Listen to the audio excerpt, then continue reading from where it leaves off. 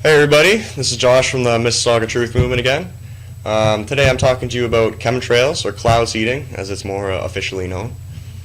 The reason why I decided to make this little video is I was here on cbc.ca and I found this article with the title, "Calgary Hail Shrunk by Cloud Seeding Planes." The first paragraph goes on to say, "The Monday storm that pounded Calgary with hail the size of golf balls would have been even more severe if cloud seeding planes hadn't been in the sky earlier in the day," says an official with the company. Just before the hail hit the city, Weather Modification Incorporated had two planes in the air, seeding the clouds with shots of silver iodide, which shrinks the ice stones, said a company's field program manager. "We were right in and around east, west, north, and south of Calgary," Walton said. "We were flying for approximately 1 hour prior to the development of the storm, then we stayed with it for the duration in and around Calgary." So basically what this article is telling us is that the government of Canada has contracted out this company known as Weather Modification Incorporated, and they've contracted them out to spray our skies full of silver iodide and aluminum and other chemicals which we're more or less unaware of, in order to lessen the damage of rain and hailstorms and stuff like that. It says here, "The 15-year-old Weather Modification Incorporated is paid for by a consortium of insurance firms which banded together as the Alberta Severe Weather Management Society in an effort to reduce the cost of claims associated with hail damage."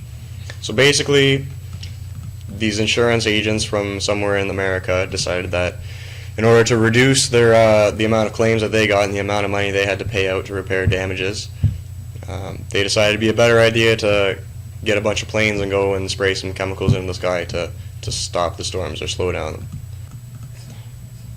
So reading that article got me a little more interested and wondering what exactly was going on with this cloud seeding or chemtrails. So I did a little Google search and I found this article from Canada.com, which is titled, "Cloud Seeding May Take Edge Off Bad Weather." And the little subheading here reads, "During St. Petersburg's 300th anniversary celebrations 3 years ago, Russian President Vladimir Putin ordered 10 cloud seeding planes into the air to induce rain about 50 kilometers outside the city.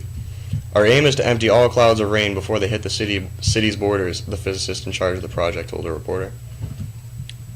So St. Petersburg's 300th anniversary celebrations 3 years ago were more or less the first public display of chemtrails or cloud seeding, the first time they really made it known to the public and let us know what was going on, instead of just denying the whole thing and saying they were plane contrails, which we all know are the regular trails that we see behind planes, which are just frozen water crystals that are left behind from the jet engines.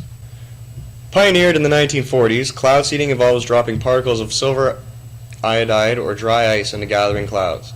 Raindrops coalesce around the seeds and, so the theory goes, rain falls. But is it just boring rain from the next day or from a neighboring region? And can the seeds tie up moisture that would otherwise grow into damaging hailstones? These are the questions that about 100 scientists from around the world were confronting recently in Texas at the annual meeting of the Weather Modification Association. A couple paragraphs down here, it states that the U.S. government's Project Storm Fury, an attempt to weaken hurricanes by seeding, actually ran from 1962 all the way to 1983, with ambiguous and ultimately disappointing results. That means from 1962 to 1983, they've been trying to weaken hurricanes by spraying chemicals into the clouds and into the atmosphere without our knowledge, basically conducting tests or experiments on us human beings, on us civilians, without our consent, without our knowledge. So after I read this article on Canada.com, I decided to look a little more into this Weather Modification Incorporated, the company that Canada is contracting out to do this cloud seeding in our skies. And I came across this link to the Export-Import Bank of the United States of America. And this article here, from the bank's website, begins to say, "The North Dakota company creates jobs with the Export-Import Bank support. Weather Modification Incorporated, a small family-owned company in Fargo, North Dakota, is seeding clouds for a growing number of foreign customers and creating U.S. jobs in the process, backed by financing from the Export-Import Bank of the United States. Weather Modification needed additional working capital to fill growing orders from countries such as Mexico, Thailand, Greece, Canada, and Turkey. Export-Import's bank guarantee of $850,000 revolving working capital loan from Norwest Bank is making the business growth possible. Weather modification needed additional working capital to fill growing orders from countries such as Mexico, Thailand, Greece, Canada, and Turkey. Export-Imports Bank's guarantee of an $850,000 revolving working capital loan from Norwest Bank is making the business growth possible. So right here we see that Mexico, Thailand, Greece, Canada, as well as Turkey, as well as the U.S. government, are all contracting out this company, Weather Modification Incorporated, or formerly known as the North Dakota Company, to spray their skies and control their weather.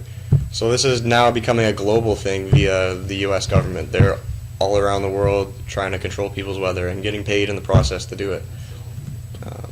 And we really need to be thinking about these things, thinking about this situation, cloud seeding, and deciding for ourselves if we really think it's a good idea to be spraying chemicals and pollutants into our atmosphere and into our skies, and therefore into our drinking water after it rains down on us. We need to start thinking about the bigger picture and asking questions, whether this is safe for us, what the long-term effects could be. We have no idea. The government, I don't even think, has any idea, because they've just been conducting this cloud seeding project as a test since the 1930s, when the first successful rain-making attempt was. A little further down the article, Congressman Earl Pomeroy praised the work of Export-Import Bank in creating tremendous international opportunities for U.S. companies. I'm delighted that Weather Modification will be able to continue to grow its overseas business with this financing. Weather Modification is one of North Dakota's finest international success stories. Exports make up over 60% of Weather Modification sales.